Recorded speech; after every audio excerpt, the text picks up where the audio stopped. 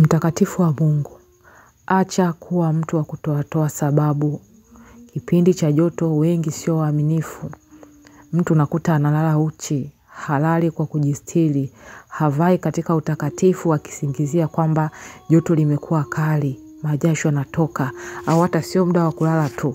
Kipindi kinapofika cha joto, watu wengi unakuta hawavai katika utakatifu. Mwanamke utakuta anaacha shingo yake nje, anavaa nguo ya mikono mifupi, hajisitiri kusingizia kwamba joto. Sasa wapo ambao wametutangulia, wakina Shadraka, Meshaki na Abednego waliingizwa katika tanuru la moto, walikuwa wamevaa joho zao na kanzu zao. Huo ni ushahidi tosha kwamba haya mavazi Mungu aliyaweka, yeye sio mjinga, yeye anajua kujistiri katika situation yoyote. Haleluya, badilika.